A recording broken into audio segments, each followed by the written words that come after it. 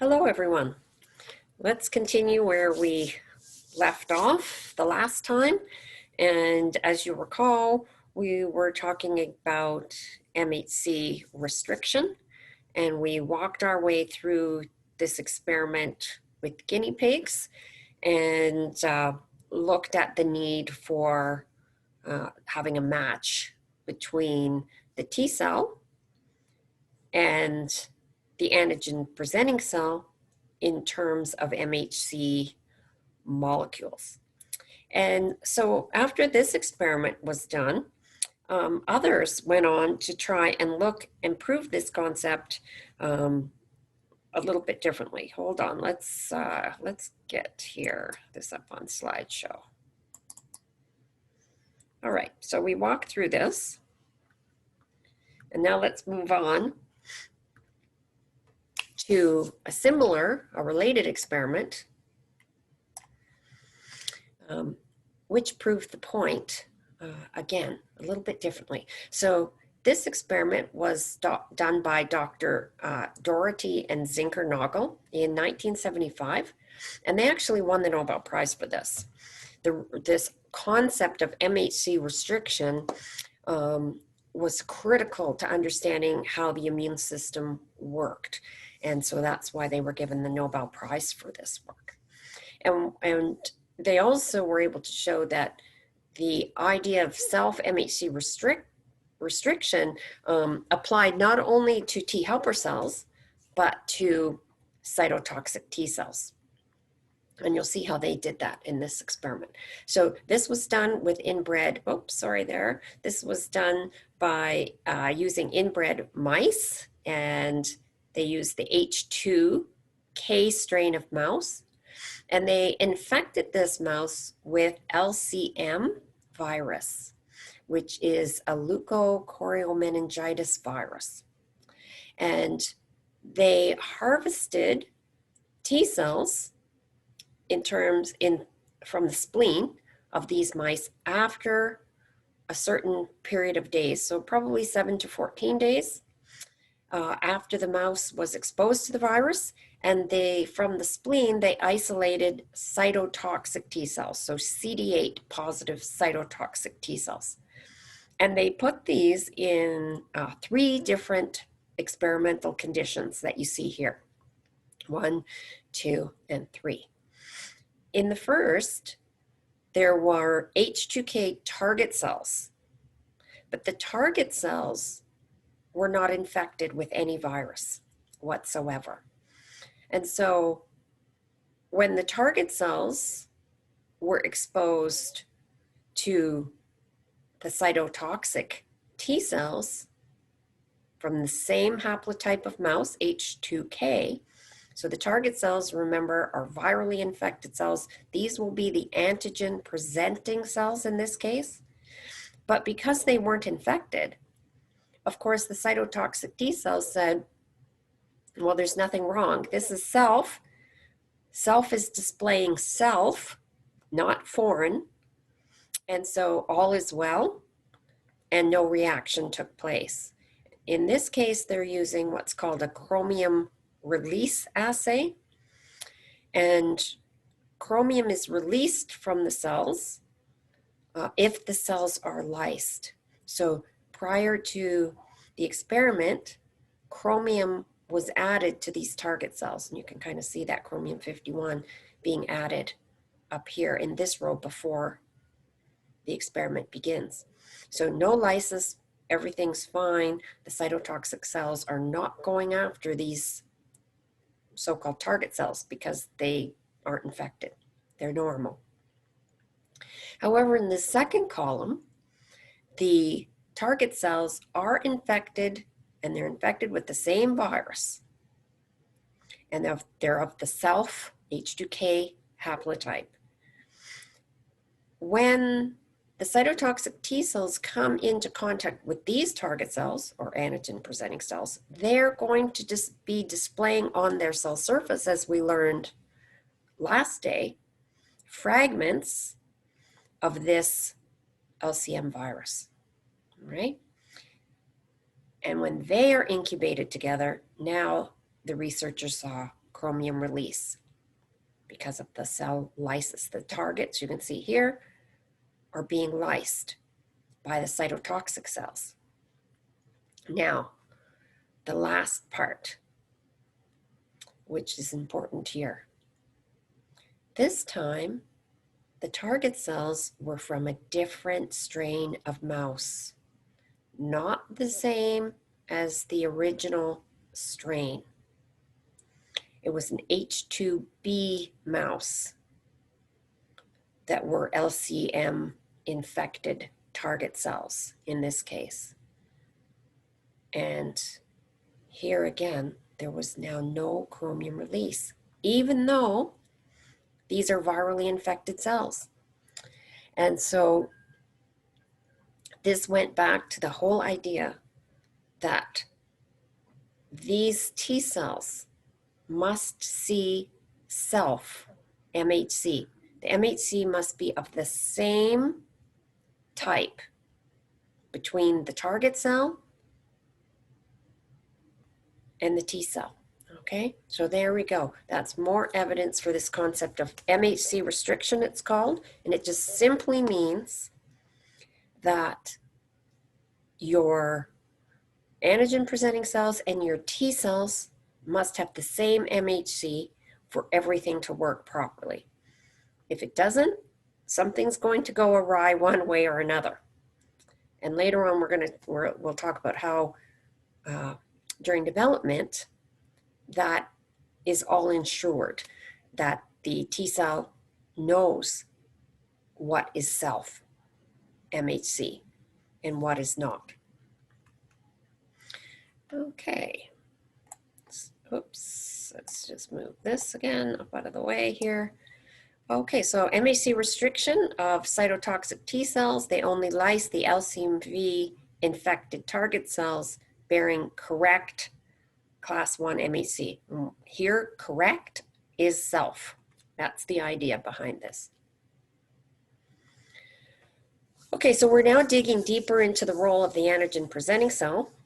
And we've kind of alluded to this whole idea that B and T cells recognize antigen differently. But in 1959 or thereabouts, the conventional dogma really was that B and T cells recognize antigen in its native conformation. So you can see how with more evidence, with more experiments, the details of what's actually happening become clear. And that dogma isn't always correct as you get more scientific evidence. So in this case, there were some scientists that began to have a hunch that the T cells were really not seeing antigen in the same way because there was some contradicting evidence. And the idea became that B cells, with their antibodies, they're the ones that recognize antigen in the native form.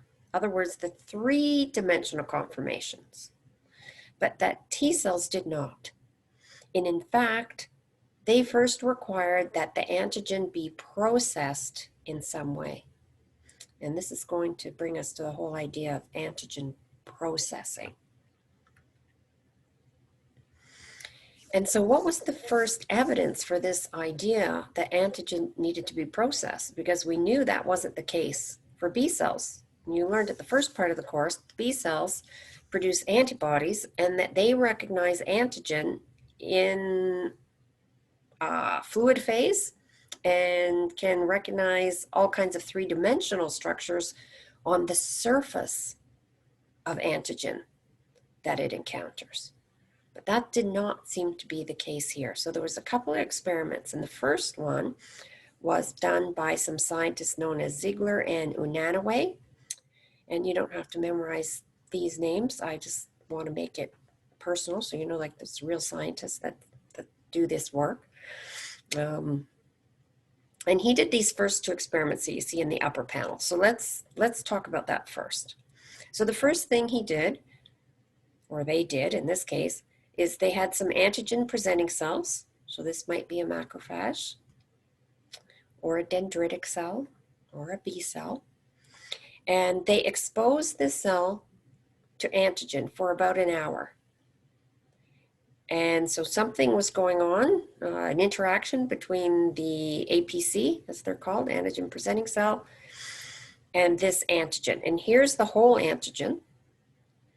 And it's allowed to interact, maybe inside a petri dish or a tube, test tube. And then after an hour, the reaction is stopped, or it's called the cells are fixed. Fixation occurs. In other words, now that cell is dead.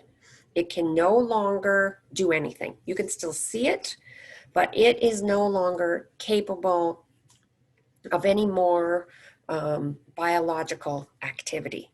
So they took this fixed antigen presenting cell, and they exposed it to a T helper cell. And then they measured if the result was positive or negative. And you could do that a number of ways. You could look at cytokine secretion, or you could look at proliferation of these cells. But they determined that when this happens, when the events take place like so, the T cell becomes activated. But when the antigen presenting cell was fixated prior to antigen exposure, so they fixed it first, so you got all the surfaces, like the surface still remains the same, you can see everything, but the cell is no longer able to perform its biological activity. And now they give it antigen for an hour, and they look and see what happened, and there was no activation. So there was something occurring when the antigen was given to the antigen presenting cell and then fixed, as opposed to the other way around. And then this other researcher came along and said, well, you know what, let's just add one more thing to try and figure out this puzzle. And what he did is he took the cell and he fixated it first. But this time, rather than giving whole antigen, as you see here, he divided the antigen up into its antigenic peptide fragments. So the cell was fixed, antigenic peptide fragments, and then it was exposed to T cell. And lo and behold, there was positive activation. So from this experiment, they were able to deduce that really what was happening inside this macrophage, for example, is it was somehow processing this whole antigen into antigenic peptide fragments, and that they were being displayed on the surface, as you see here, like so, because when it was done this way, the antigen, remember you still got the surface, the antigen could still stick to the surface of MHC molecules, could still exchange peptide and get into those MHC molecules and activate. But up here, when it was a big whole antigen, it couldn't interact. And so it's shown here as being empty. The antigen wasn't processed. And so now the next sort of era in T cell development came along, and the idea was to figure out how the antigens are actually processed and how are they displayed, and then how does the T cell see those? So at that time, now we realized the system was not the same as for B cells. And one of the questions I want you to keep in the back of your mind is, why would we want to have an immune system that on the one arm, the antibody-mediated immune responses, native antigen in three-dimensional conformation can be seen, but on the other side of the adaptive immune system, cell-mediated immune responses, T cell-mediated immune responses, in other words, the antigen was processed, had to be processed, and was not seen, in fact, in its three-dimensional form.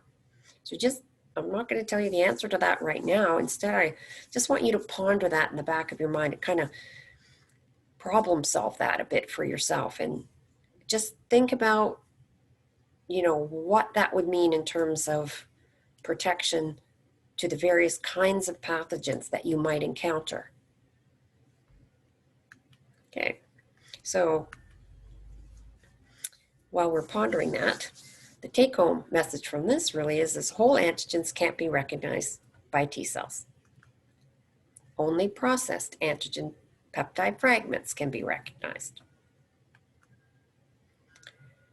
Okay, so let's just pause and make sure we're remembering that antigen presenting cells can either be professional APCs or non-professional APCs.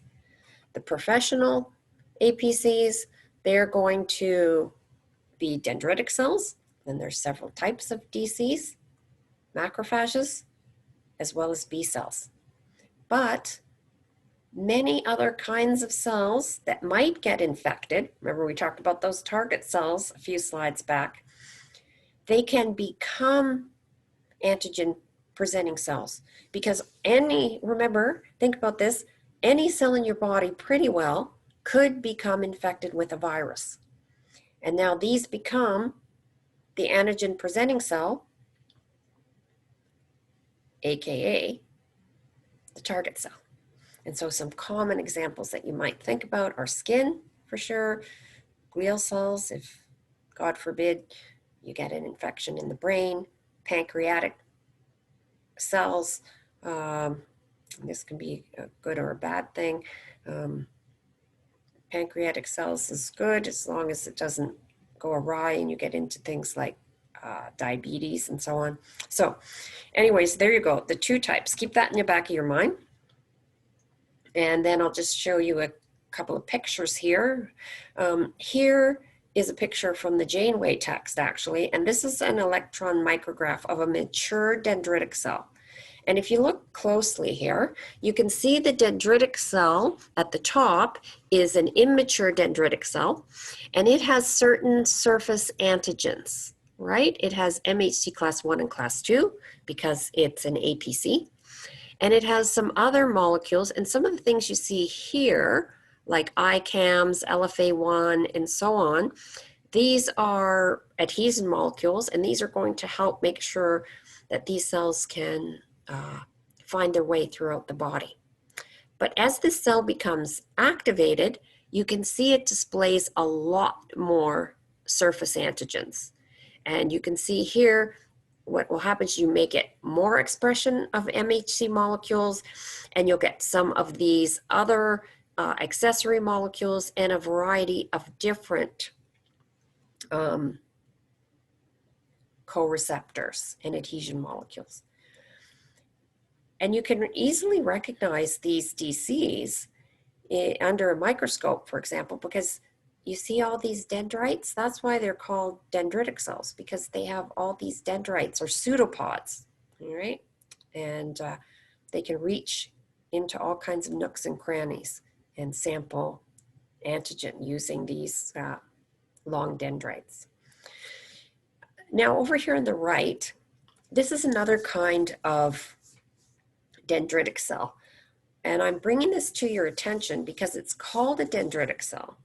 It's called a follicular dendritic cell, but this is a cell that does not take up antigen and process it, like we're going to see here in a minute that the normal kinds of dendritic cells do, or the ones involved in T cell activation. Instead, here's the cell. If you just look, there's the cell, and here's the dendrites. See the long spindles here, and you see these little knobs here? These are immune complexes that are bound to these. And these immune complexes are called icosomes. And sometimes these are released, but these are not processed antigen. This is antigen antibody complexes. And so follicular dendritic cells with antigen bound to the dendrites process in lymphoid organs, but they do not process or display the fragments. And they are quite different from the dendritic cells now that we're going to talk about for the most part of this course. But I know you've probably heard of follicular dendritic cells, maybe at the beginning of the course, maybe in association with B cell activation, but I wanted just to make sure you understand that it's not the kind of dendritic cell that takes up and processes antigen in the context of MHC. And we're going to talk more about this kind.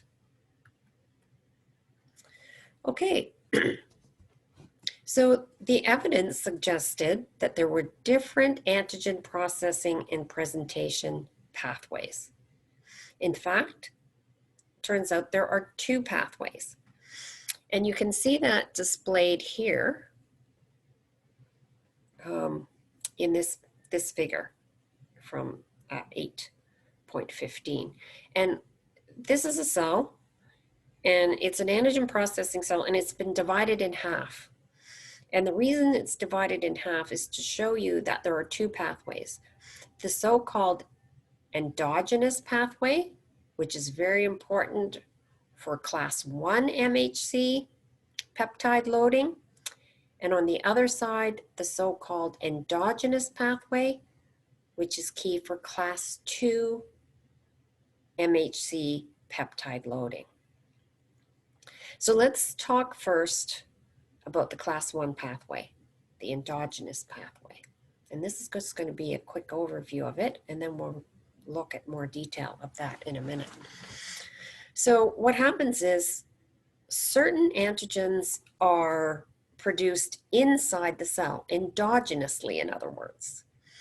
And, you know, just even in a normal healthy cell, you've got lots of proteins that are being broken down on a routine basis. Cells, these peptides get old, they need to be recycled, new ones are made.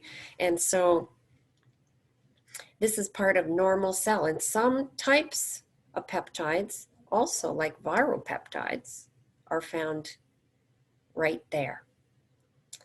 And they need to go through a proteasome and be processed into the fragments. So here you see the fragments that we had been talking about.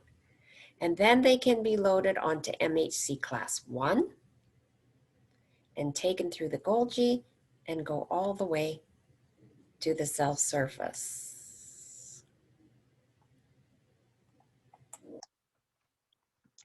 Okay, so now if we look on the right side, this is the exogenous pathway. And what happens here is antigens are taken in from outside the cell through phagocytosis or pinocytosis, for example, or antigen-mediated endocytosis. So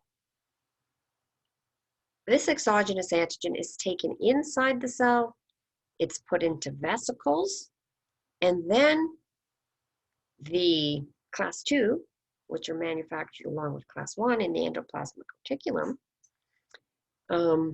these vesicles, different types of vesicles, fuse together and allow an opportunity for the peptide fragments that are generated in the vesicles to join with the MHC class 2, and then they're displayed on the cell surface. So we got two pathways.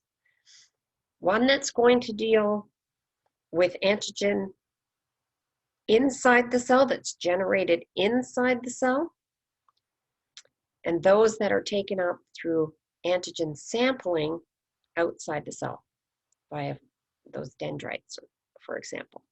So, and here's how antigen might enter the cell. Okay, so we'll just move on and dig down and talk about that in a little bit more detail. And we'll start with the cytosolic pathway, or in other words, MHC class 1, or processing of endogenous antigen. So there has to be a way that these cells can regulate protein concentration and degrade proteins into amino acids or peptides and get these things recycled, keep the homeostasis of the cell. So as I mentioned before, there's lots of different proteins inside cells. This could be just normal self-proteins, or it could be viruses, for example, which take up residence inside the cell and hijack the machinery of the cell to make their own proteins. But either way, these proteins need to be degraded, And so they're often conjugated to some kind of a chaperone protein, such as ubiquitin, which you see here. So there's the ubiquitin. It's tagged this protein, which maybe is old or recognized in some way as different, and it's taken through a proteasome. And a proteasome is just an enzyme cylinder. And what comes out the other side are these peptide fragments. And there are lots of these proteasomes inside cells. There's lots of what they call constitutive proteasomes. But when these cells become activated, for example, by cytokines, the proteasomes can take on sort of some unique features, and they can become what are known as immunoproteasomes. So then they're going to cut these peptide fragments into very specific lengths. And amazingly, the lengths are 8 to 16 amino acids with hydrophobic ends. So they're already going to be pretty well suited, if you recall, to fit into MHC class 1. So peptides are generated by the protease complex called proteasomes. So what happens after that? Well, these peptide fragments are going to go through into the endoplasmic reticulum. So here's the cytosol, here's the endoplasmic reticulum membrane, here's the lumen, and here are these molecules known as TAP1 and TAP2. And they're literally a tap-like structure that allows these peptides to go through and into the ER. So if we look at the whole process again, now we see the whole protein. It's going to be degraded in a proteasome, in this case an immunoproteasome. You're going to have some peptides. You're going to have some free amino acids. These can be put back into use, other uses inside the cell. But these peptides, they're going to go through in energy-dependent process, requires ATP, through this. And now what you've got, if you've got peptides ready to be loaded onto MHC class 1 molecules. And these fragments are of approximately the correct length to bind to MHC. And we'll see what happens in the next bit. So what happens now inside this rough ER? So this is the lumen here. Here's the cytosol here. And now you can see we're kind of adding to the machinery. We've got the fragment, the peptide, the protein, pardon me, and it goes through the proteasome. We now get the peptide fragments. They go in through the tap. And on the other side of this tap, they're greeted by a whole set of other molecules. And this is just some of the major ones here. But what I want you to know that there are a variety of molecules. Here, this is the MHC alpha chain. Here you can see another chain. This is called calnexin. It's going to help stabilize this whole MHC class 1 complex before it is able to bind peptide. So there are other molecules here such as ERP57, and this stabilizes this complex until beta-2 microglobulin is added. And then you've got other molecules like taposin and calnexin and ERAP, and these all are sitting there waiting for peptide fragments coming through the tap. And eventually, through trial and error, seeing which peptides fit into which MHC molecules with appropriate peptides are assembled, and they can exit the ER. And we'll see here, certain molecules like taposin are quite important because they help with loading a peptide, similar to what we'll see DM molecules do for class 2. So just be aware of that part of the process. Now, before we go any further, let's talk about what happens when things don't work out just maybe the way you might hope they would. So most of the time, the process goes without a hitch. But remember I said we'd pause and look at a clinical focus now and again. So this particular clinical focus is what happens if you have a TAP deficiency. And if you have a deficiency of these TAP molecules, it's pretty serious, because what it means is it leads to decreased MHC class 1 expression, because you're not getting the peptides loaded onto MHC class 1. And if you don't have peptide in your MHC molecules, they're very unstable. So these individuals don't have much MHC on the cell surface because it's unstable. They just don't get shipped there because they're not loaded with peptide, neither self nor foreign. And this is often referred to as bare lymphocyte syndrome. And you can see an example here of a patient who has bare lymphocyte syndrome, and they express only low levels of MHC. And this leads to a variety of disease signs. And here, what you can see is the immune system has begun to attack itself. Because of the defect in TAP MHC, the individual is not able to appropriately distinguish self from non-self. And also, when you have a lack of MHC class 1 on certain cells, then other cell types, such as NK cells, can become more dominant, and the system can attack itself.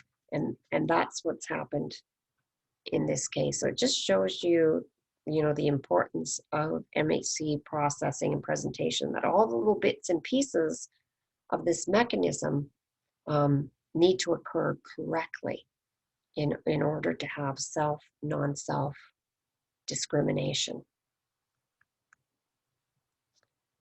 Okay, the other thing I want to do is pause to show you the MHC map again, because we're learning more and more as we go about some of these molecules.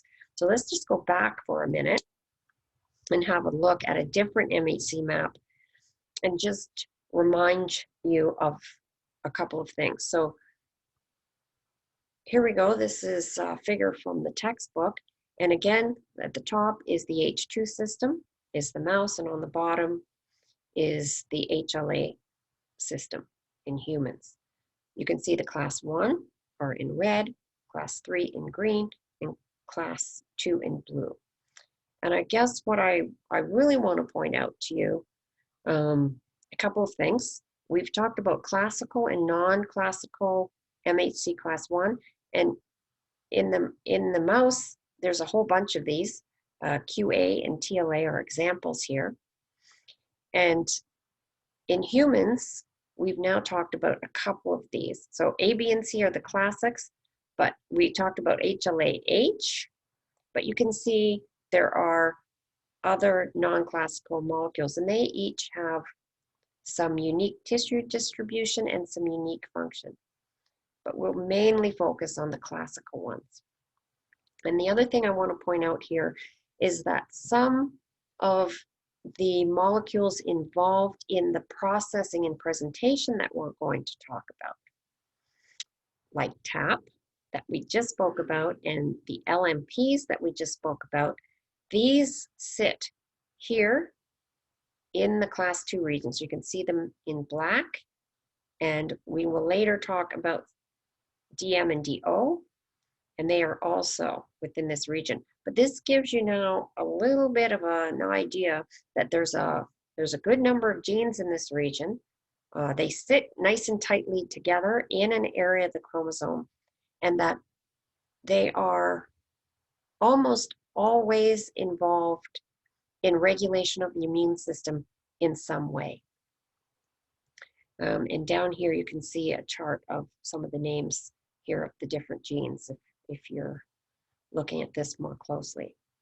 But I just wanted to review for you the structure of the MHC and now remind you that some of these other molecules involved in antigen processing also are within this region. Okay, so now we're ready to move on to the exogenous or endocytic pathway. And this is for processing of exogenous antigens, antigens that come from outside the cell. So if you look here, you can see there is immunoglobulin on the surface of this cell.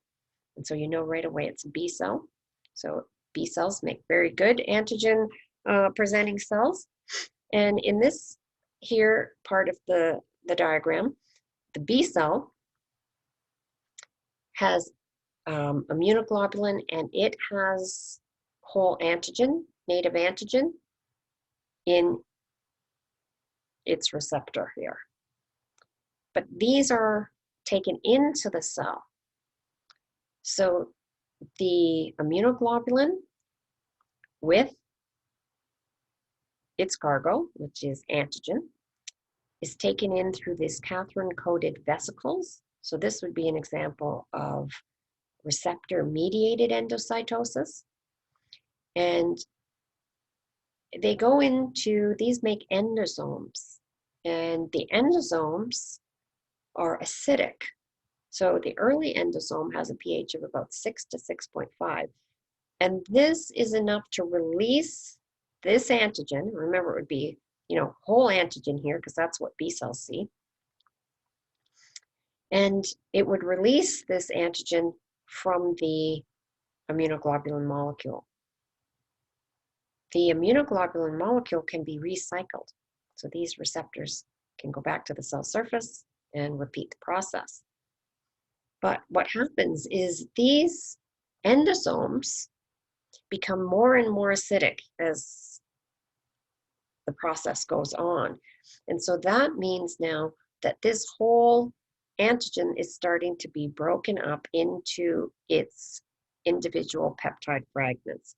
There's lots of endopeptidases and various other enzymes that are working to make these into fragments. They are eventually going to join with other endosomes that contain MHC molecules. So remember what happens in the ER. The MHC class 2 are going to be released, and they don't yet carry peptides. And the reason they don't is because they have an invariant chain. We haven't mentioned that yet, but here it is. They have an invariant chain. It's called invariant because it's non-polymorphic, that fits into the peptide binding groove to make sure that none of the class 1 peptides that we just saw that can be generated in the AR get loaded onto class 2. But instead, they're only loaded onto class 1 there. And the class 2 are shipped out of the ER with this invariant chain called II. And eventually, these are going to get into late endosomes, which are quite highly acidic. And because they're quite highly acidic, you're going to have the peptide fragments. You're also going to have now just a fragment of the invariant chain left, and the process will take place where these various peptide fragments can be sampled to see if they fit in this particular MHC class 2 pocket. And if they do, they will be shipped to the surface. So now we've got a way for peptides coming in that have actually been recognized initially by the B cell, broken up into its fragments and displayed for T cells to see.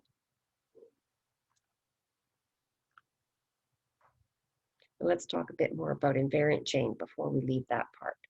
So invariant chain guides transport of class 2 MHC molecules from the ER to the endocytic vesicles.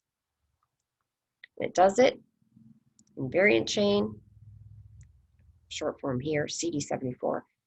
It prevents peptides from binding to the groove too early in the ER. That's where class 1 is going to bind. IA also uses sorting signals in the cytoplasmic tail to direct the MHC class 2 molecules containing vesicles to peptide containing endocytic compartments, as we saw in the diagram. So it's quite important. So we'll just look at this a little differently. Here's your MHC. We know it's class 2. It has an alpha and a beta chain forming the pocket.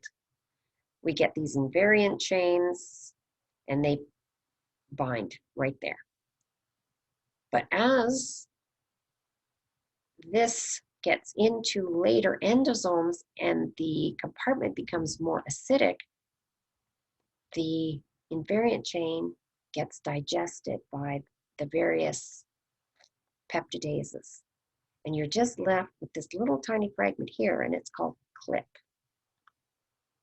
Now, here's where these HLA-DO and DM molecules come in, because they are going to be involved in helping sample peptide and see which ones fit and releasing the clip molecule. So clip has to be released, and there has to be a way of sampling which peptides are going to fit best into this particular MHC class 2 molecule. And HLA-DM is a positive regulator of this, whereas HLA-DO is a negative regulator of this. So they work in harmony. Quite complex. It's a very simplistic view of the matter. But I think it gives you the idea of kind of what has to happen, because there must be a way of allowing peptides to be tested to see, do they fit or don't they? And if they do, all is well, and out to the surface it goes. If they don't, you got to try another one. So it's quite an elaborate system that we have here to make sure we're able to display peptides that fit appropriately and get them to the surface. So if we just go back now, kind of where we started, I think you've got a much better idea of these two pathways. And we'll just have a quick overview of them again here, just quickly one more time. So again, if you look here on the left side, there's the endogenous class 1 pathway. You can see what's happening here. It's degraded the peptide, the protein, by the proteasome into peptide fragments. They're going to enter via the tap. Critical, if you have defects in the tap, you're going to have defects in display of MHC class 1 with its peptides. There are a series of support molecules here, such as tapazin. These are chaperones often. They help make sure all the machinery stays together in the right place and that peptide can be sampled. When you get the right fit, these can be then shipped to the cell surface. Golgi apparatus, where you get glycosylation of these molecules and out to the surface where they're going to be displayed. Class 2 pathway, exogenous pathway, on the other hand, this is so that exogenous pathogens like extracellular bacteria, for example, this may be viruses on this side, on the class 1 pathway. But over here, this might be extracellular bacteria, exactly, for example. And this is taken inside the cell into endosomes, which will join together as late endosomes.